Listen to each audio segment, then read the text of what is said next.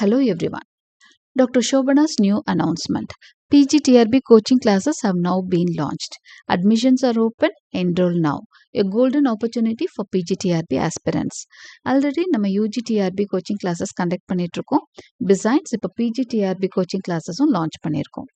நம்ம coaching classes-ல என்னெல்லாம் offer பண்றோம் அப்படிங்கறத இங்க லிஸ்ட் அவுட் பண்ணியிருக்கேன். Explanation videos for all topics, complete study materials covering all units, test batch, weekly test batch and quick revision sheets. இது நீங்க கம்ப்ளீட் கோர்ஸ் வேணான்னு நினைக்கிறவங்க ஃப்ளெக்சிபிள் லேர்னிங்காகவும் எடுத்துக்கலாம். எக்ஸ்பிளனேஷன் வீடியோஸ் மட்டும் வேணாலும் வாங்கிக்கலாம், இல்லைனா ஸ்டடி மெட்டீரியல்ஸ் மட்டும் வேணாலும் வாங்கிக்கலாம். Otherwise MCQs or test batch only அப்படின்னு எந்த கோர்ஸ் உங்களுக்கு கம்ஃபர்டபுளாக இருக்கோ அது மட்டும் வாங்கி படிக்கலாம். டெஸ்ட் பேட்ச் மட்டும் வாங்குறவங்களுக்கு எம்சிக்யூஸ் ஃப்ரீயாக கிடைக்கும். ஸோ இது எல்லாமே உங்களுக்கு ஈஸி பே இன்ஸ்டால்மெண்ட்ஸ்லையும் அவைலபிளாக இருக்குது. So if you want to join in the course, call or WhatsApp to 7200893046. Thank you. Hello everyone, welcome to my class.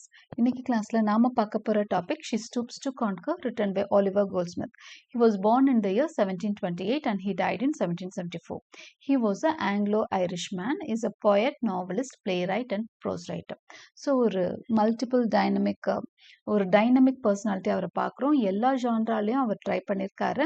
இதில் என்ன ரொம்ப சிக்னிஃபிகண்ட்டான விஷயம்னா, எல்லா ஜான்ராலையும் அவர் ஒரு சக்ஸஸ்ஃபுல்லான ஒரு ரைட்டராக இருந்திருக்கிறாரு. அதிகமாக எழுதலை, எல்லாத்துலேயும் 1 or 2 தான் எழுதியிருப்பாரு. அது எல்லாமே பெரிய சக்ஸஸ்ஃபுல் ஒர்க்ஸாக இருந்திருக்கு. Is best remembered for is comic play she stoops to conquer. So நம்ம படிக்கக்கூடிய ஷீ ஸ்டூப்ஸ் டு கான்கர் அவரோட best play. Apart from that இன்னொரு ஒர்க்கும் எழுதியிருக்காரு. இந்த ஷீ ஸ்டூப்ஸ் டு கான்கர் பார்த்தீங்கன்னா ஆன்டி சென்டிமெண்டல் பிளேயாக பார்க்குறோம், ஒரு காமிக் பிளேயாக பார்க்குறோம். ஏன்னா அதுக்கு முதல் வரைக்கும் சென்டிமெண்டல் காமெடி தான் இருந்தது, இது ஆன்டி சென்டிமெண்டல் காமெடியாக பார்க்குறோம். அடுத்ததான் ஹிஸ் சென்டிமெண்டல், இது பப்ளிஷ் ஆன year 1773. His sentimental novel the vicar of the Wakefield, இது வந்து சென்டிமெண்டல் நாவல் ஒன்று எழுதியிருக்காரு, அது விகார் ஆஃப் வேக்ஃபீல்ட். இதுவும் நீங்கள் மோஸ்ட்லி தெரிஞ்சதாக இருக்கும், இது ரொம்பவே ஒரு ஃபேமஸான ஒரு நாவல். அடுத்ததான் இவரோட பொயட்டிக் மாஸ்டர் பீஸ் அப்படின்னா the deserted village. Okay, it was publish in the year 1770. Then அவரோட earlier plays the good natured man, இது வந்து சென்டிமெண்டல் பிளேயாக தான் எழுதியிருக்கிறாரு. குட் நேச்சர்ட் மேன் இது ஷீ ஸ்டூப்ஸ் டு கான்கர் அளவுக்கு சக்ஸஸ்ஃபுல் இல்லைனாலும் இதுவும் ஒரு வெல் நோன் பிளே தான். Goldsmith is also credited by some, including Washington Irving, as the possible author of the history of little goody two shoes. இவர் வந்து ஒரு work இருக்கு, அதுக்கு யார் ஆத்தர்னு சரியா தெரியல. இது வந்து கோல்ட்ஸ்மித் தான் கோல்ட்ஸ்மித்னால தான் எழுதப்பட்டிருக்கணும்னு நிறைய பேர் சொல்றாங்க. அந்த ஒர்க் பேர் என்னன்னா த history of little goody two shows.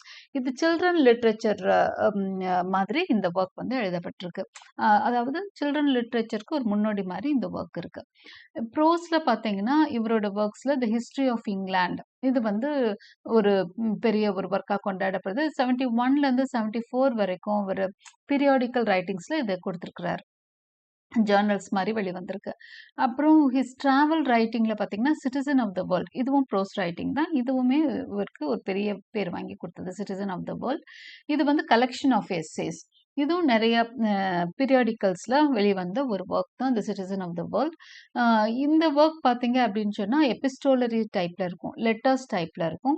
ஒரு சைனீஸ் ஃபிலாசபராக தன்னை வந்து கற்பனை பண்ணிட்டு அவர் வெஸ்டர்ன் கண்ட்ரிஸ், அதாவது இங்கிலாண்டெல்லாம் சுற்றி பார்த்து அதை எழுதுகிற மாதிரி அந்த ஒர்க் வந்து எழுதப்பட்டிருக்கும், the citizen of the world. He was an active member of Samuel. So இதெல்லாம் அவரோட இம்பார்ட்டன்ட் ஒர்க்ஸ். நான் சொன்ன மாதிரி பெருசாக உங்களுக்கு ப்ராலிஃபிக்காக எழுதுனதுன்னா அதிகமாக ப்ரோஸ் ரைட்டிங் எழுதியிருக்கார். போயம்னா ஒரு போயம், பிளேஸ்னா 2 பிளேஸ், விகார் ஆஃப் வேக்ஃபீல்ட்னா ஒரு நாவல். இந்த மாதிரி அவருக்கு வந்து லிமிட்டடாக தான் அவரோட ஒர்க்ஸ் வந்து இருக்கு, பட் எல்லாமே ரொம்ப சக்ஸஸ்ஃபுல்லாக பண்ணியிருக்கார். He was an active member of Samuel Johnson's literary circle known as the Club. Okay, இவர் வந்து சாமுவல் ஜான்சனோட த கிளப்போட ஒரு மெம்பர் தான். அது வந்து ஒரு லிட்ரரி சர்க்கிள் ஒன்று கிரியேட் பண்ணாரு, கிளப்னா அதில் அவர் ஒரு மெம்பராக இருக்கிறாரு. Other major figures of that period பார்த்தீங்கன்னா Edmund Burke, Joshua Reynolds and James Boswell. Despite his success, Goldsmith struggled with debt and insecurity throughout his life. இவர் வந்து நல்ல ஒர்க்ஸ் கொடுத்துருந்தா கூட லைஃப்ல ரொம்ப கஷ்டப்பட்டாரு, கடன் தொல்லை, இன்செக்யூரிட்டி ரொம்பவே இருந்தது. இவர் ஒரு மாதிரி எக்ஸென்ட்ரிக் பர்சனாலிட்டி, ஒரு எக்ஸ்ட்ரீம் எடுத்துப்பாரு. ஒரு சோஷியலா அவருக்கு வந்து அந்த பிஹேவியர்ஸ் தெரியல. சோஷியல் ஆக்வர்ட்னஸ் அவர்கிட்ட இருக்கு அப்படின்னு கிரிட்டிசைஸ் பண்றாங்க. So this is about Goldsmith. He died in the year 1774 in London and was buried in Temple Church. Okay, this is about the author. Now let us get into the play. She Stoops to Conquer. ஒரு introduction-ஓட நம்ம detailed summary பார்க்கலாம். Act-wise detailed summary. So introduction. Oliver's Goldsmith's She Stoops to Conquer was first performed in 1773. So 1773 தான் அது enact பண்ணப்பட்டது first. It is one of the finest comedies of the 18th century. The play revived the laughing comedy tradition at a time when sentimental comedies dominated the stage. இதோட முக்கியத்துவம் என்னன்னா அந்த டைம்ல பாத்தீங்கன்னா எல்லாம் சென்டிமெண்டல் காமெடிஸ் தான் வந்துட்டு இருந்தது. காமெடிஸ் அப்படின்னா having a happy ending. Okay, எல்லாமே சீரியஸாவே தான் போயிட்டு இருக்கோம். ஆனா அந்த டைம்ல இவர் வந்து ஒரு லாஃபிங் ஸ்டாக் கொடுக்குறாரு. எல்லாம் சிரிச்சு சந்தோஷமா இருக்க மாதிரி ஒரு காமெடி. அதுதான் She Stoops to Conquer. Goldsmith wrote this play to entertain audience with wit, mistaken identity, social satire and comic situations rather than with serious emotion. So இவரோட அந்த play பாத்தீங்கன்னா சீரியஸ் இமோஷனோட எல்லாம் இருக்காது. இதுல நல்ல விட் இருக்கும், மிஸ்டேக்கன் ஐடென்டிட்டி, சோஷியல் சட்டையர், சமூகத்தை நையாண்டி பண்ற விஷயங்கள் நிறைய இருக்கும். ஸோ காமிக் சிச்சுவேஷன்ஸ் நிறைய அந்த சிச்சுவேஷன்ஸ் வந்து ரொம்ப காமிக்கலா இருக்கும். So the title refers to the heroine. இந்த ஸ்டோரியை பொறுத்த வரைக்கும் ஷீ ஸ்டூப்ஸ் டு கான்கர் இருக்கு. இங்க ஷீ யாருன்னா ஹீரோயின். அவங்க பேர் வந்து கேட். ஓகே, ஸ்டூப்ஸ்னா குனியிறது, தன்னோட நிலையில இருந்து இறங்கி போறதுதான். இங்க அவ வந்து ஜெயிக்கிறதுக்காக தன்னை தாழ்த்தி கொள்கிறாள் கேட். அதுதான் இந்த கதையோட அந்த டாபிக் இருக்கு இல்லையா, அதோட மீனிங் பாருங்க. She stoops to conquer. Conquer அப்படின்னா வெற்றி வாகை சொல்றது, இல்லைன்னா ஜெயிக்கிறது. ஸோ ஜெயிக்கிறதுக்காக அவள் இறங்கி போனாள் அப்படிங்கிற மாதிரி டைட்டிலுக்கான மீனிங் எடுத்துக்கலாம். She lowers her social position. அப்போ தன்னோட சோஷியல் பொசிஷனை அவங்க குறைச்சிக்கிறாங்க. Stoops to win the man she loves. தன்னை காதலிக்கும் ஒருத்தனை அடைகிறதுக்காக தன்னோட நிலையை வந்து அவங்க தகுதியை இறக்கிக்கிறாங்க. Through humor and confusion, the play explores issues of class, identity, courtship and deception. So இதில் பார்த்தீங்கன்னா நிறைய ஹியூமர் இருக்கு, நிறைய கன்ஃபியூஷன்ஸும் இருக்கு. ஓகே, ஆனாலும் இந்த பிளேல நிறைய விஷயங்கள் பார்க்கப்படுது. கிளாஸ் பற்றிய நிறைய விஷயங்கள், லோவர் கிளாஸ் அப்பர் கிளாஸ், அது ஐடென்டிட்டி, கோர்ட்ஷிப், டிசெப்ஷன், ஏமாத்துறதுன்னு சொல்லிட்டு நிறைய விஷயங்கள் இந்த பிளேல டீல் பண்ணப்பட்டிருக்கு. Even today it remains a popular and insightful play about human behaviour and society. Now let us get into the character list of the play. Playக்குள்ள போயாச்சு, character list பார்க்கலாம். Mister Hardcastle, missus Hardcastle. இவங்க வந்து ஒரு traditional country gentleman, ஒரு பணக்கார ஒரு வில்லேஜில் வாழக்கூடியவர், பட் ஒரு ஜென்டில்மேன். ஜென்டில்மேன்னாலே நிறைய நிலப்பலன்கள் வச்சிருக்கக்கூடிய ஒருத்தர். அவரோட ஒய்ஃப் தான் மிஸ்ஸஸ் ஹார்ட்கேசல். இவங்களுக்கு ஆல்ரெடி ஒரு மேரேஜ் மூலமா ஒரு குழந்தை இருக்காங்க. அந்த கண்ட்ரியில் வந்து பார்த்தீங்கன்னா அப்போ இருந்து divorces were very common. So அவங்க ஃபர்ஸ்ட் மேரேஜில் பிறந்த ஒரு பையன் இருக்கிறான். அந்த ஃபர்ஸ்ட் ஹஸ்பண்ட் டைவர்ஸ் பண்ணிட்டு தான் அவங்க என்ன பண்ணியிருக்காங்க, இல்லை அவர் இல்லை, அவங்க என்ன செகண்ட் மேரேஜாக மிஸ்டர் ஹார்ட்கேசலாக பண்ணியிருக்காங்க. So she's is vain silly wife அப்படின்னு போடுறாங்க. ஓகே, அவர் மிஸ்டர் ஹார்ட்கேசலோட வெயின் அண்ட் சில்லி ஒய்ஃப்னா ரொம்ப ரொம்ப கொஞ்சம் முட்டாள்தனமான ஒரு பெண்மணி. ரொம்ப ரொம்ப பகட்டா இருப்பாங்க. Right, vain she is. And she tries to control her son and niece's marriage.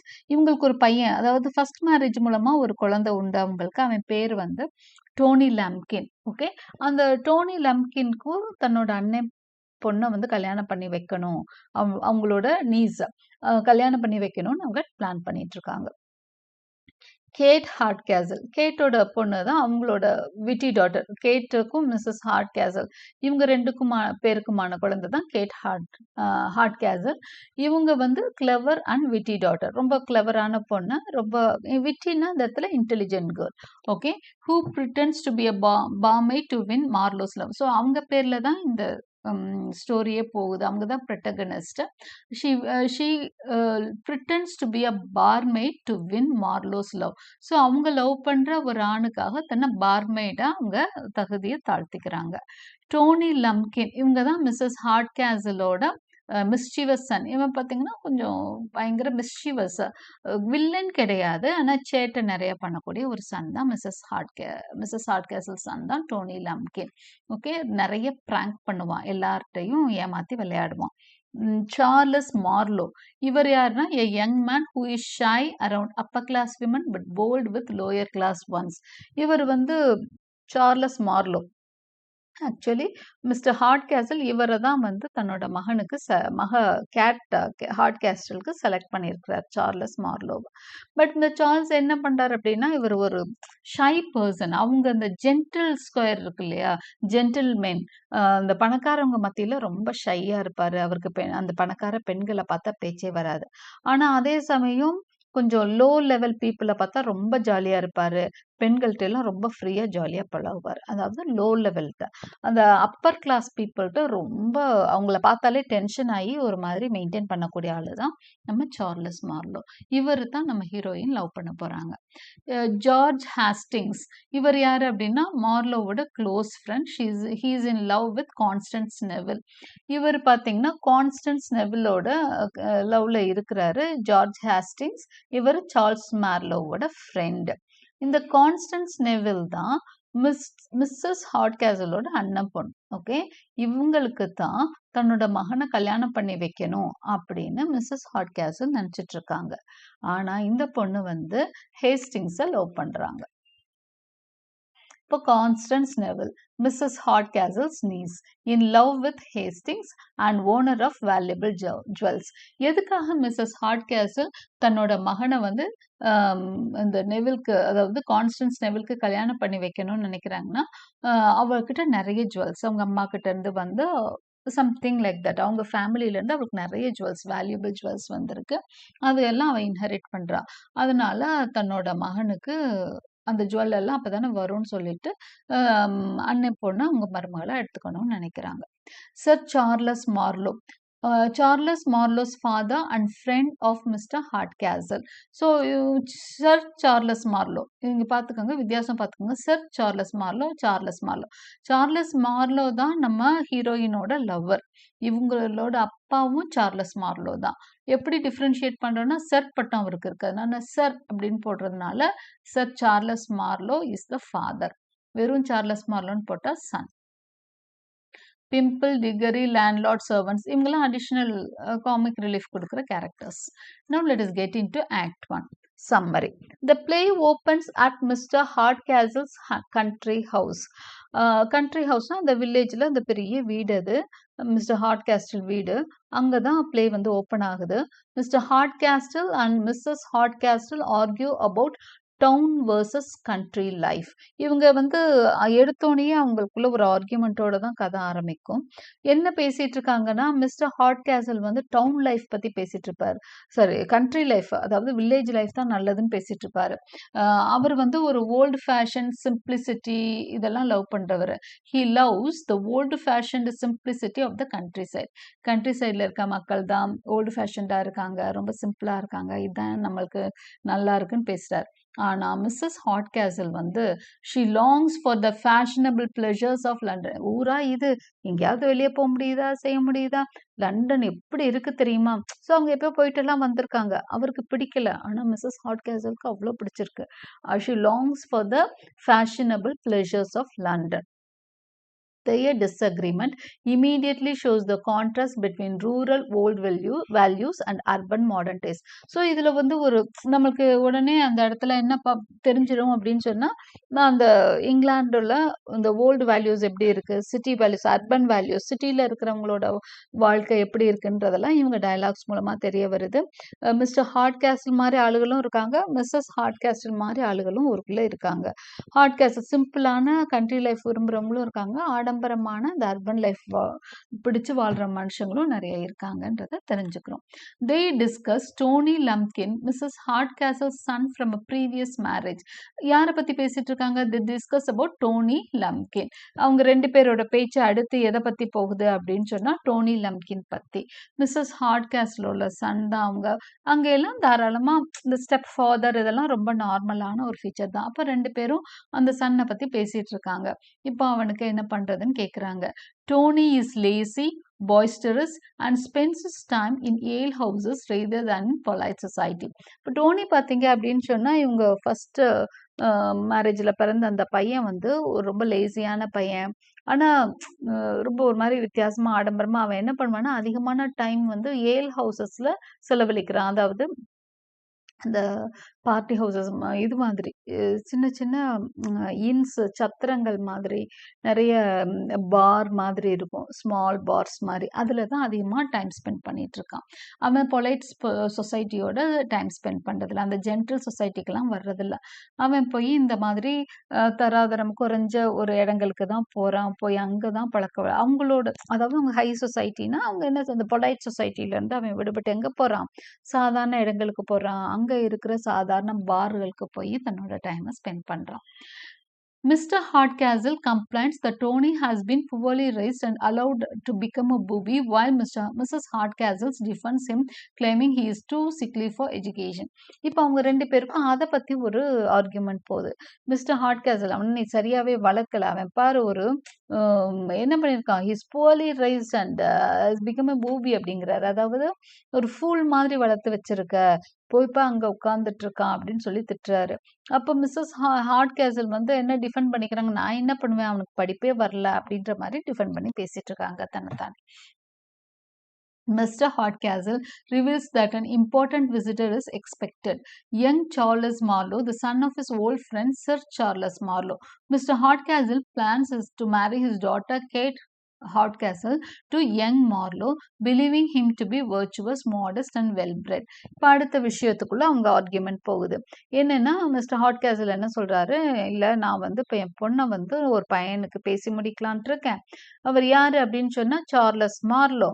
Charles Marlowe வந்து யாரு, சர் சார்லஸ் மார்லோவோட பையன். அவரை நான் எக்ஸ்பெக்ட் பண்றேன், வந்து பொண்ணை பார்த்துட்டு இங்க எல்லாம் பார்த்துட்டு போறதுக்கு அவர் வராரு, நான் அவரை ரிசீவ் பண்ண ரெடியா இருக்கேன்னு சொல்றாரு.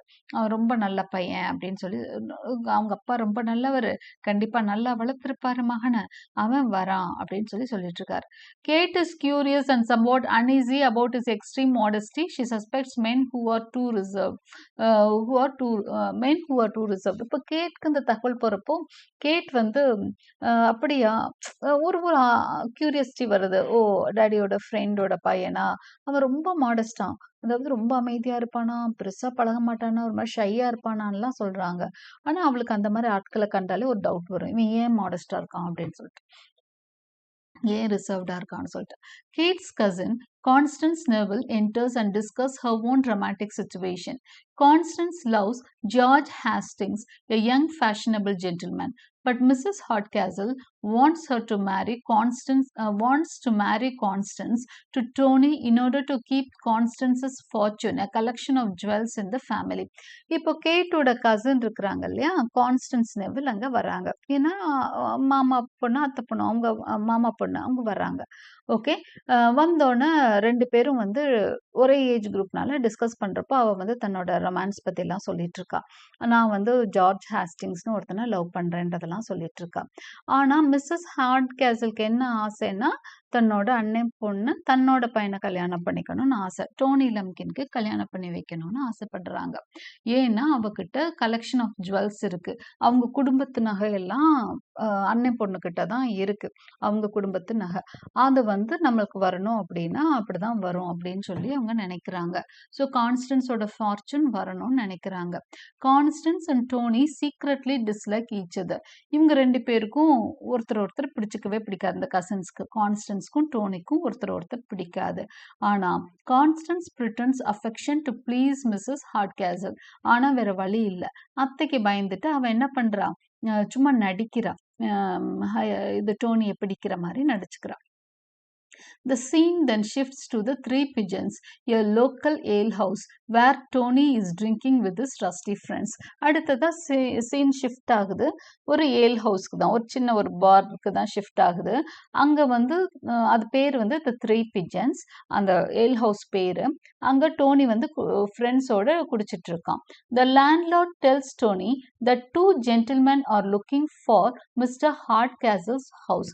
அப்போ அந்த ஏல் ஹவுஸ் த்ரீ பிஜன்ஸோட லேண்ட்லார்ட், அதோட ஓனர் வராரு. வந்து என்ன சொல்றாருன்னா, டோனிட்ட சொல்றாரு, இங்கே உங்க வீட்டை தேடி, உங்க அம்மா இருக்காங்க இல்லையா, அவங்க வீட்டை தேடி ரெண்டு பேர் இங்க சுத்திட்டு இருக்காங்கப்பா, உங்க அம்மாவோட அட்ரஸ் கேட்டாங்க, உங்க அம்மா வீட்டு அட்ரஸ்ன்னு சொல்றாங்க. These are Marlowe and Hastings en route from London. அவங்க யாருன்னு பார்த்தீங்கன்னா, சார்ல்ஸ் மார்லோ இருக்கிறாரு இல்லையா, அவரும் ஜார்ஜ் ஹேஸ்டிங்ஸ், இவங்க தான் வந்துட்டு இருக்காங்க.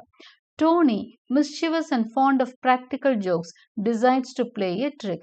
இந்த இடத்துல டோனிக்கு வந்து ரொம்ப ட்ரிக் பண்றது, மிஸ்chievous-ஆ இருப்பான், ரொம்ப குறும்புக்காரன், எதையாவது prank பண்றதுன்னா ரொம்ப பிடிக்கும். He tells Marlowe and Hastings that Hardcastle's house is not a private home but a country inn. இவன் என்ன பண்றான், அவங்கள போய் மீட் பண்றான். பண்ணி என்ன சொல்றான், நான் கூப்பிட்டு போறேன், உங்களுக்கு அந்த வீட்டு காமிக்கிறேன், ஆனா நீங்க நினைக்கிற மாதிரி அது வந்து வீடு இல்லைங்க, அது இன், அது ஒரு சத்திரம் தான், நீங்க தங்கிக்கலாம் அப்படிங்கிறான். And they can stay there as guest, அங்க நீங்களும் கெஸ்ட் மாதிரி தங்கிக்கலாம், அது தனிப்பட்ட உங்களோட இண்டிவிஜுவல் வீடெல்லாம் கிடையாது, இது பிரைவேட் ஹோம் கிடையாது, கண்ட்ரி இன் அப்படிங்கிற, அதாவது சத்திரம். இப்போ வந்து முந்தையெல்லாம் இப்போ மாதிரி உடனே சந்தேகத்தை தீர்த்துக்கெல்லாம் முடியாது, ஃபோன் பண்ணி அவர் கேட்கவும் முடியாது அவங்க பாட்ட. ஸோ அந்த ஊர்ல என்ன சொல்றாங்களோ அதை நம்பிக்கிறான் Charles Marlow. Okay, the two unsuspecting gentleman, ரெண்டு பேரும் தே பிலீவ் ஹிம். ஓகே, அவங்க ரெண்டு பேரும் இவன் சொன்னது அப்படியே நம்புறாங்க. And set off expecting to be treated as customers not as guest of a gentleman. So என்ன இருந்தாலும் பரவாயில்ல, அங்கதான் அப்பா போக சொன்னார்னு ரெண்டு பேரும் கிளம்பி அங்க போறாங்க. அவங்கள பொறுத்த வரைக்கும் அது ஒரு இன்னு நினைச்சிட்டு, இப்போ வந்து இவன் டோனி சொன்னதுதான் அவங்களுக்கு ஞாபகம் இருக்கு, அது பிரைவேட் ஹோம் கிடையாது, அது ஒரு இன் அப்படின்னு சொன்னது. இன்னுன்னா ஒரு ஹோட்டல் மாதிரி, ஒரு லாட்ஜ் தான், அங்க நம்ம கெஸ்ட் கிடையாது, நம்ம கஸ்டமர்ஸ் தான்ற நினைப்போட அந்த வீட்டுக்கு போறாங்க ரெண்டு பேரும். ஸோ இந்த இடத்துல நமக்கு என்ன புரியுது அப்படின்னு சொன்னா, நிறைய விஷயங்கள் இந்த ஃபர்ஸ்ட் ஆக்ட்ல புரிய வருது. ஒரு டென்ஷன் இருக்கு, இந்த upper class lower class tension அந்த சொசைட்டில இருக்குன்றது தெரியுது. ஏன்னா சார்ல்ஸ் மார்லோ ஆக்சுவலி அவன் பெரிய வீட்டு பையன்தான், ஆனாலும் அந்த பெரிய வீட்டு அந்த சொசைட்டியோட அவன் இன்னும் சிங்க் ஆகவே இல்லை. பணக்கார பையனாலும் அவனுக்கு வந்து அந்த சொசைட்டியோட சிங்க் ஆகல, லோ கிளாஸோட தான் அவன் சிங்க் ஆகுறான் அப்படிங்கிறத பாக்குறோம். ஒரு பெரிய கிளாஸ் அந்த டிஃப்ரென்ஸ் வந்து இங்கிலாந்துல இருக்கு அப்படிங்கிறதும் நம்மளுக்கு தெரியுது. அடுத்து பீப்புள் லவ் அர்பன் கல்ச்சர் பிடிக்கிறவங்களும் இருக்காங்க, கண்ட்ரி கல்ச்சர் பிடிக்கிறவங்களும் இருக்கிறாங்க. அதே மாதிரி இந்த ஸ்டோரி நிறைய மிஸ்டேக்கன் ஐடென்டிட்டிஸ் வச்சு போகுது. இந்த ஐடியாலாம் தெரிஞ்சது. ஏன்னா இப்போ இவர் என்ன நினைச்சிட்டு போறாங்க ரெண்டு பேரும், அந்த வீட்டுக்கு ஹோட்டல் அப்படின்னு நினைச்சிட்டு, லாட்ஜ்ன்னு நினைச்சிட்டு போறாங்க. ஆனா அது யாரோட வீடு, பெரிய வீடு, ஒரு ஜென்டில்மேனோட வீடு, அது இண்டிவிஜுவல் ஹவுஸ். அப்போ இந்த குழப்பங்களுக்கு எல்லாம் நம்ம தயாராகிறோம். So this is we are getting into Act 2. Summary. Marlowe and Hastings arrive at Hardcastle's house believing it to be an inn. இப்போ ஒரு இன்னு நினைச்சிட்டு அவங்க வீட்டுக்கு வந்துட்டாங்க. Mr. Hardcastle is eager to welcome them as honored guests, remembering his friendship with Sir Charles. இப்போ அவர் ரொம்ப சந்தோஷமா வெல்கம் பண்றார். அவரை பொறுத்த வரைக்கும் வந்திருக்கிறவங்க தன்னோட ஃப்ரெண்டோட பசங்க. However, Marlowe and Hastings treat the house like a commercial establishment. ஆனா இவங்க மனசுல எப்படி இருக்கு, இது ஒரு கமர்ஷியல் எஸ்டாப்ளிஷ்மெண்ட், ஒரு லாட்ஜா நினைச்சிட்டு ரெண்டு பேரும் தங்கியிருக்காங்க. They speak rudely to servants. அவங்க ரெண்டு பேரும் என்ன தெரியுமா பண்றாங்க, அவங்க பெரிய வீடுனால நிறைய சர்வன்ட்ஸ் இருப்பாங்க, அவங்க கிட்ட வந்து ரூடா பேசிட்டு இருக்காங்க. ஏன்னா அவங்கள பொறுத்த வரைக்கும் இது வந்து அவங்க பணம் கட்டி தங்க போற இன், கடைசியா பணம் கொடுத்துட்டு போறோம்னு நினைச்சுக்கிட்டாங்க. ஸோ ரூடா பேசுறாங்க சர்வன்ட்ஸ்ட. என்ன ஃபர்னிச்சர்ஸ் எல்லாம் சரியில்லைன்னு வேற கம்ப்ளைண்ட் பண்றாங்க. And assume mister Hardcastle as the innkeeper. Mister ஹார்ட்கேசலை பார்த்துட்டு இவங்க என்ன நினைக்கிறாங்க, அந்த இன்னோட ஓனர், கீப்பர், சூப்பர்வைசர் மாதிரி நினைச்சுக்கிறாங்க. ஓனர் நினைக்கல, சூப்பர்வைசர் மாதிரி நினைச்சுக்கிறாங்க. Mr. Hardcastle is shocked and offended but tries to be patient, thinking they are simply ill-bred. So அவங்க பேசுறது இவர் என்ன நினைச்சுக்கிறாரு, ரொம்ப அவர் டென்ஷன் ஆகுறாரு. என்ன இவனுங்க அந்த பசங்க இப்படி பேசுறானுங்க, நம்ம இவனுங்க நல்லா வளர்ந்த பசங்க நினைச்சா இப்படி பேசுறானே இவன் அப்படின்னு அவர் கோவம் வருது.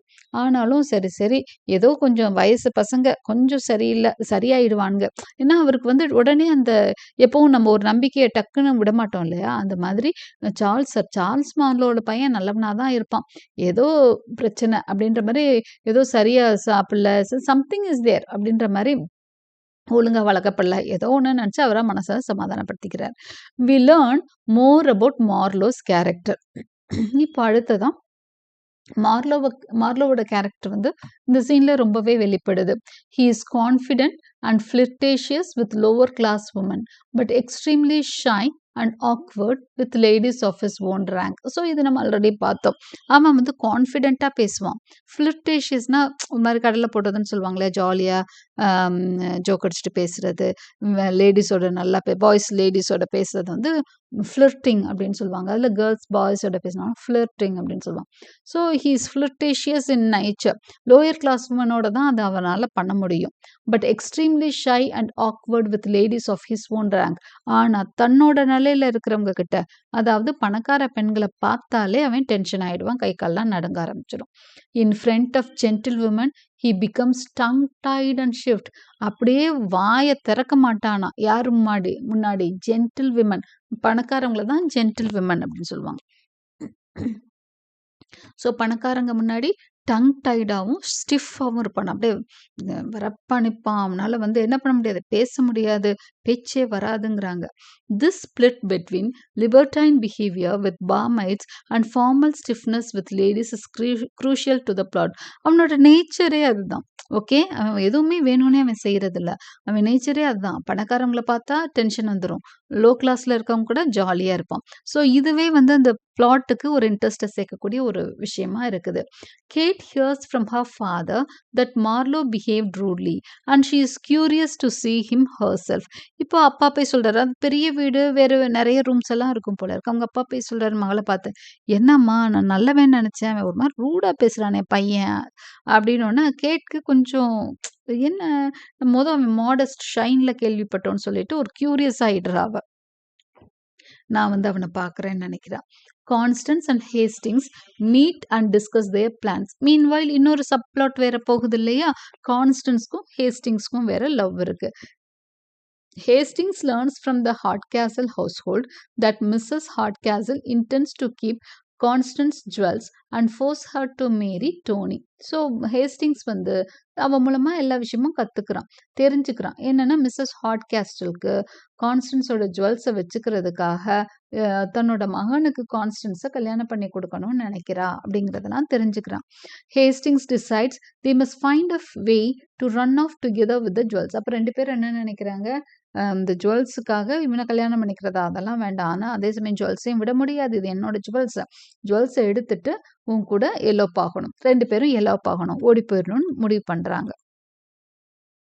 Tony privately tells Hastings that he hates the idea of marrying Constance and is willing to help them elope. இப்போ டோனி வந்து ஒரு கட்டத்தில் என்ன சொல்கிறான் ஹேஸ்டிங்ஸ்டனா, இங்கே பாருப்பா, எனக்கு வந்து இவளை பிடிக்கவே பிடிக்காது எங்கள் மாமா மகளை, அதனால நீங்கள் தாராளமாக கல்யாணம் பண்ணிக்கங்க, நீங்கள் ஓடி போகிறதுக்கு நானே ஹெல்ப் பண்ணுறேன்னு சொல்லிடுறான். Tony's ill-natured mischiefs transform into helpfulness for the lovers. அப்போ அவன் வந்து சரியா வளர்க்காத ஒரு குறும்புக்கார ஒரு மனுஷனா இருக்கிறான் அப்படின்னு பார்த்தா கூட, அவன் வந்து இந்த இடத்துல லவ்வர்ஸ்க்கு ஹெல்ப் பண்ணவும் தயாராகிற ஒரு கேரக்டரா மாறுறான். ஸோ அவனோட அந்த குறும்புத்தனமே என்னவா மாறுது அப்படின்னா, லவ்வர்ஸ்க்கு ஹெல்ப் பண்ற ஒரு கேரக்டரா இங்க மாறுறதையும் நம்ம பார்க்குறோம். ஸோ இதுதான் வந்து act 2 of she stoops to conquer. With that we shall end today's class. Next கிளாஸ்ல நம்ம ஆக்ட் 3, ஆக்ட் 4 அண்ட் ஆக்ட் 5 சொல்லி we shall conclude the play. Thank you for listening.